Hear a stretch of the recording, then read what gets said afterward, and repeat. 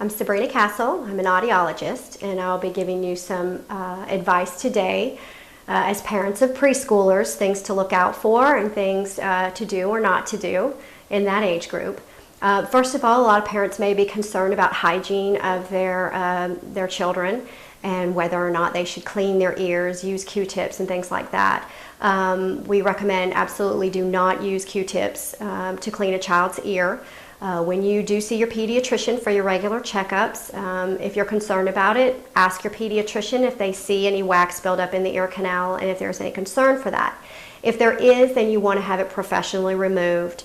But inserting Q-tips in the ear is very bad because it could push the wax in farther and compact the ear, as well as go right through a child's eardrum. The ear canal is not very deep, not very wide, and if you put a Q-tip in the ear and you can't see the tip of it anymore, it's very likely you're getting way too close to the eardrum. So leave Q-tips out.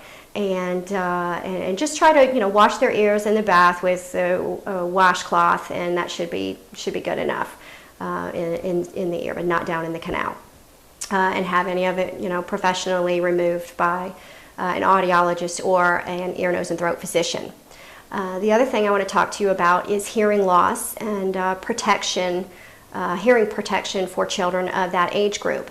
A lot of the toys that children are playing with these days make a lot of noise. There is no regulation for that. So as parents, you want to look out for that. You want to make sure that if you think the toy is even a little bit loud, it's probably going to be very loud for a child.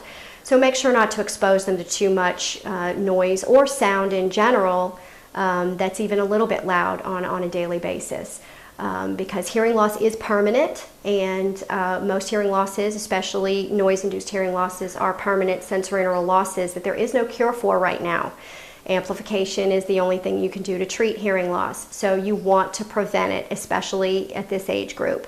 The other thing is a lot of kids are using headsets now in the vehicles, watching DVDs. A lot of them are plugged into, even at an early age, iPods and video games. And having that sound directly input into the ear is doing damage every time they're plugged in, especially if it's at above a 60 or 70 decibel range. And it's hard to know that. There's no regulation for that either. So try to limit your exposure, the child's exposure to those devices as much as possible, so you can prevent the hearing loss. Something else you want to do as preschool parents is look out for some warning signs to see if your child might have hearing loss. One of the things that you might notice is that a child will startle to a sound, a door slamming or something. If they're not startling, there's a possibility they may have hearing loss.